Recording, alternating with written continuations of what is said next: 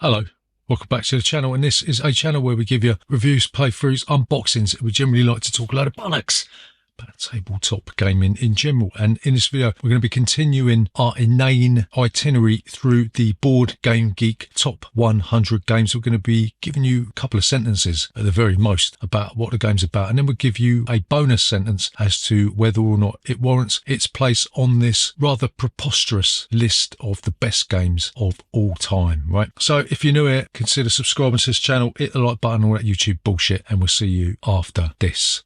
Bollocks.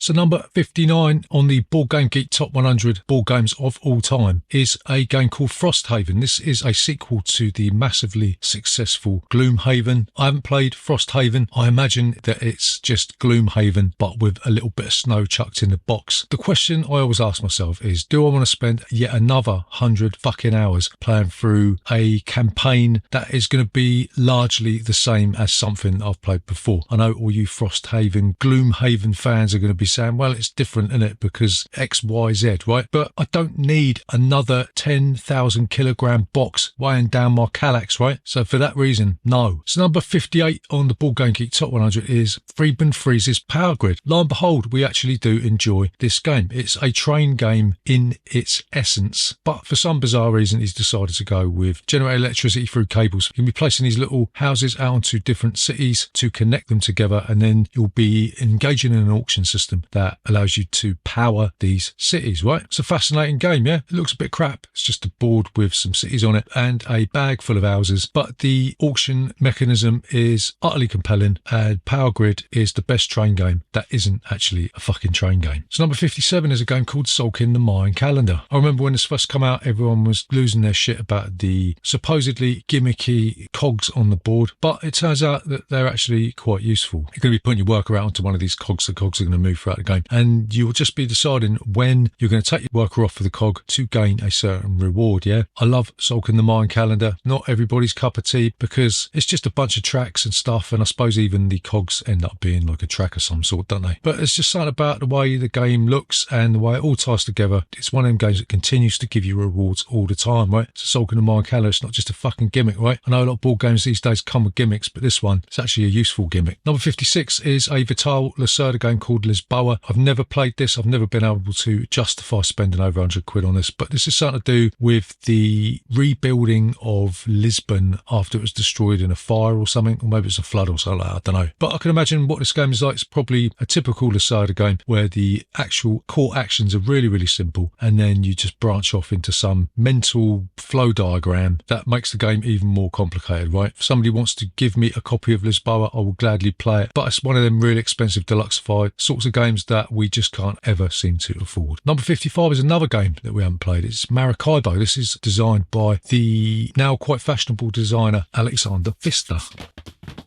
Game gets a bit of flack because it's another trading in the Caribbean. Let's see how much crap we can steal from the natives of the islands, right? But apparently it's quite a good game, yeah? I haven't been bothered to play this. Just come at the wrong time for me. Oh, when this came out, I was completely skint. I think I owed some drug dealers some money or something like that. No, actually, I owed my mum some money. Well, I suppose it's effectively like owing a drug dealer some money. But yeah, I couldn't afford it at the time, and it's just sort of disappeared off into the ether. And maybe we'll pick it up, yeah? Maybe if we find it in a bargain bucket bin, we'll pick up this game, because I do like a bit of fisting.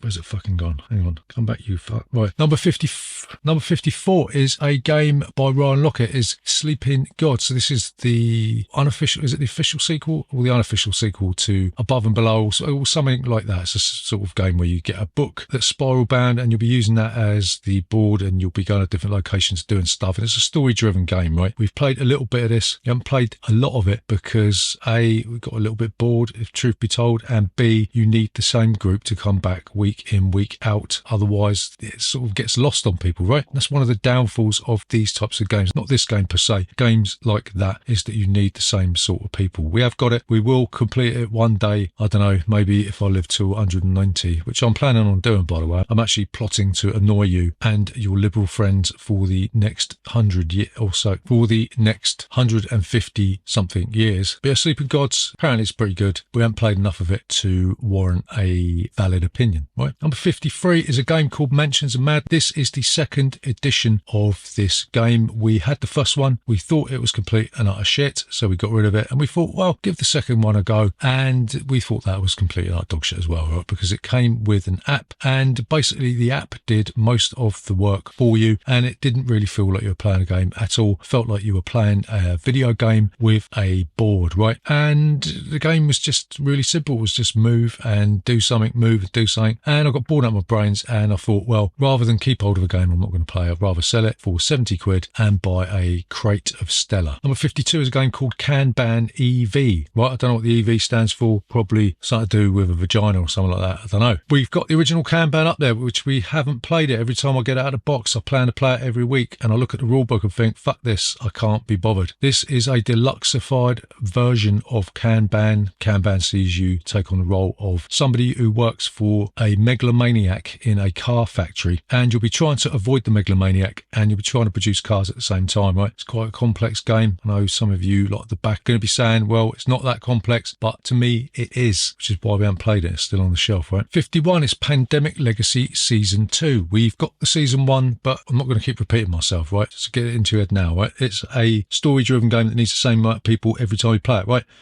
Played that one, so we haven't bothered to pick this one up. Right, number 50 is Pandemic Legacy Season 0. How on earth are these two back to back, right? Something stinks in this top 100, right? Anyway, we haven't played any of these Pandemic Legacies, so obviously we're not going to have played Pandemic Legacy Season 0. So there you go. 49 is a dexterity game made out of wood. It's called Crokinole. This is a 200-odd-year-old game where you'll be flicking discs, trying to land them in a cut-out shape in the centre of the table, or trying to score the most points by knocking your opponent's discs into a piss trough.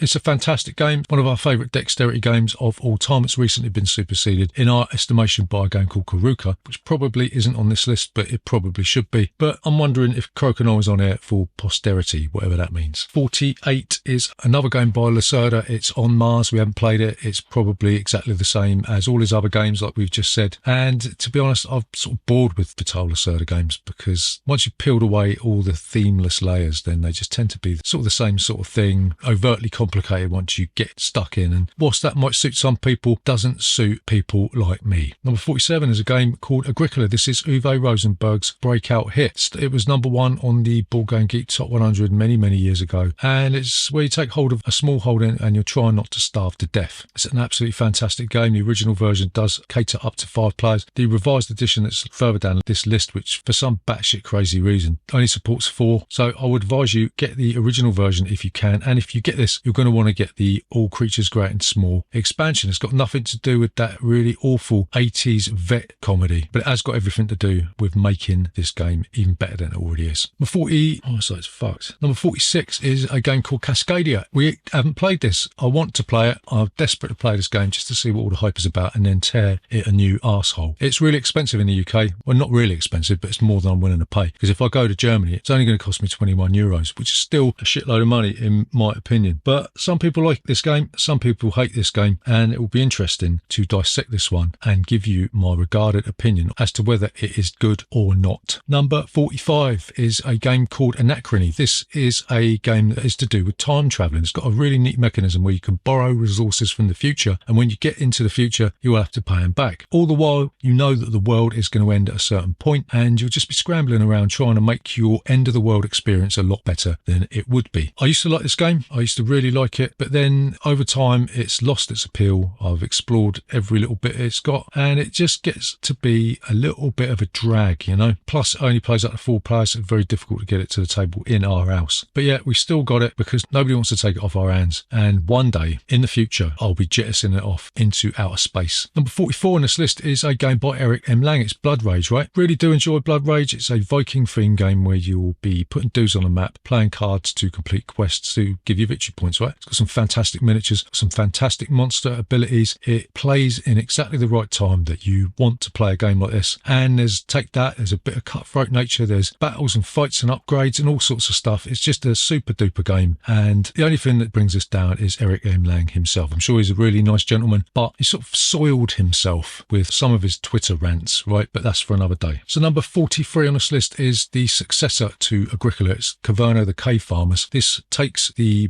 groundwork made by Agricola and amplifies it by about 1 6/4. Plays up to 7 players, believe it or not. Why you want to do that, I don't know. But you'll take on the role of a dwarf. You'll be furnishing your caves. You'll be going out on quests to get resources to give you victory points and all that crap, yeah. Contrary to popular belief, it's not that much more complicated than Agricola, which is a good thing. And once you've sort of had your fill of all the pumpkins and sheep and all that crap that you're going to be screwing, that you're going to be eating, then maybe you want to dig into Caverna because it's got a little bit more depth without the added complexity. Number 42 is a game, I think it's by Vladimir Sushi, I could be wrong, but it's Underwater Cities, right? I haven't played this game. I really do want to play it, but I can't swim, so every time I think about anything that's to do with being underwater, a little bit of shit comes out of my bum and a little bit of wee comes out of my willy. So I've got to try and face my fears. I might just have to jump off a bridge into a canal, and then maybe one day I'll be able to play this game. Number 41 is a game that's caught some controversy recently. It's Puerto Rico. In this game, you'll be taking control of a plantation. You'll be growing crops. You'll be harvesting the crops, sending them out to far-off markets to get points, right? This was recently reprinted. Loads of people started giving it a hurrah because it had taken out all of the sensitive content, but they fucked the game up, yeah? The boards were all fucked up. Nothing fitted in the box or something or other, and it was just a complete and utter shit show, right? So maybe you should think more about what you're putting in the box more than what you're taking out of it. Number 40 is Marvel Champions, the card game. I haven't played this. I'm sort of sick to death of Marvel, sick to death of fucking Star Wars and all that crap, yeah? Anything that's been Disneyfied or has got a cinematic universe, I'm sick to death of. So I'll stick with my TSR, Marvel Superheroes, a role-playing game, thank you very much, and I will steer clear of this plague-ridden cloth for the time being. Number 39 is a game that I fucking despise. It's PAX Premier 2nd Edition. How the fuck this ended up in a top 100 of anybody's concoction, I will never know. In PAX Premier, you'll be driving yourself up the wall by doing some mindless fucking stuff, and in order to win the game, you'll have to toss this as hard as you can into a raging inferno. I am joking, but that's what this game does to me, yeah? And PAX Premier 2nd Edition can shove itself up its own arsehole and consume itself before I even think about playing this abomination pile of dog crap ever again. Number 38 is a game called Food Chain Magnate. This is a game by Splotter. It looks like it's been penned by a 3-year-old who's been given a king-size Crayola set for Christmas. But that aside, it's actually quite a good game. You're going to be hiring staff to work for minimum wage in your restaurant, and then you'll be trying to sell junk food for the highest price to the unsuspecting couch potatoes of small town America. Sometimes I think Splotter are trolling people, you know. They keep releasing these games that have got no artistic merit, but when you actually play them, you start to be convinced that they are actually worth their weight in gold, right? I don't know whether there's some sort of hypnosis involved, but if there is, then we've fallen for it hook, line and sinker, and maybe somebody should click their fingers and maybe we'll come out of it. Number 37 is another game that we haven't played. It's Too Many Bones. I don't know anything about this other than it's got too many bones on the box cover. I think it's like a dice placement game or something. I think you've got these massive boards and it takes up loads of table space. And I have seen a couple of images on social media where somebody's proudly displayed this phallic tower of expansions that they're never ever going to use, right? So fair play to them for being a fucking idiot, but I'll keep my sanity inside my brain. Thank you very much. Cheers. Number 36 is the sequel to The Crew that we sort of slapped ourselves around the face with in the last video. I hated The Crew, so obviously I haven't played this. I'm assuming it's just another trick-taking game that they've taken under the sea, and I better watch out what I say because when I start talking about things underwater, you know what happens, don't you? 35 is a game called Barrage, right? This doesn't make me wee myself because it's all above the waterline, but in Barrage you'll be building dams to divert water into your hydroelectric generators. That's going to give you points, yeah? This is a fantastic game, can be a little bit complex, but it's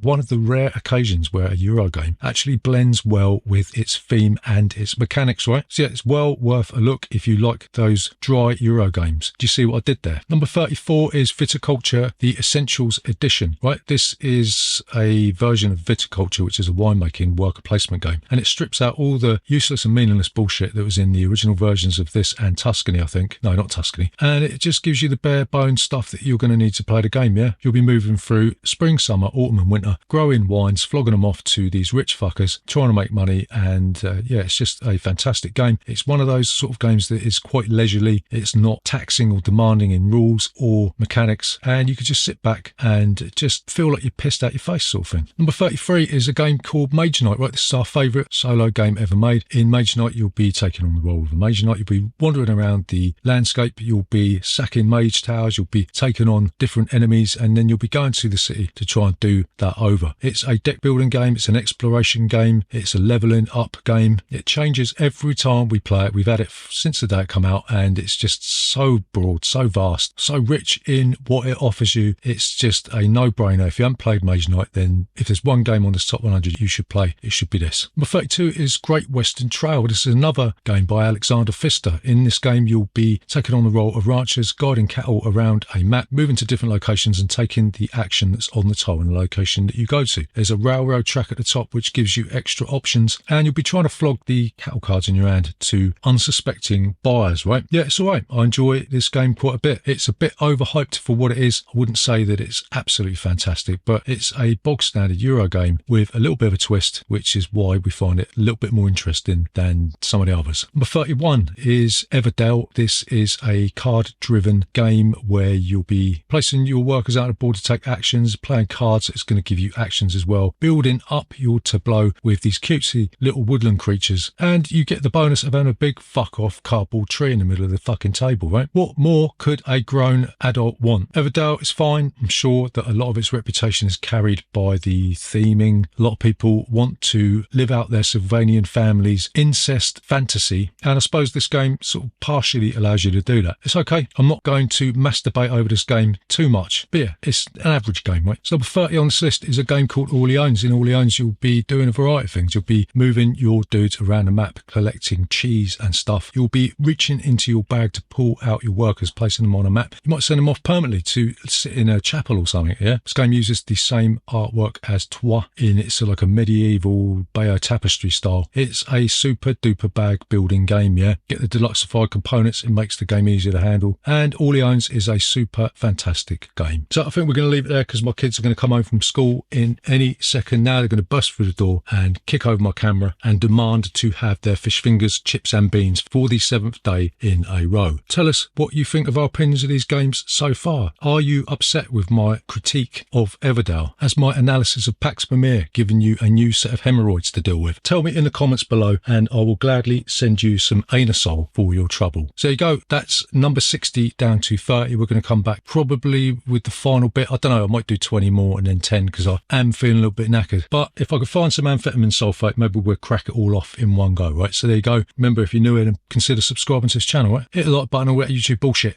We'll see you in the next inane, pointless episode.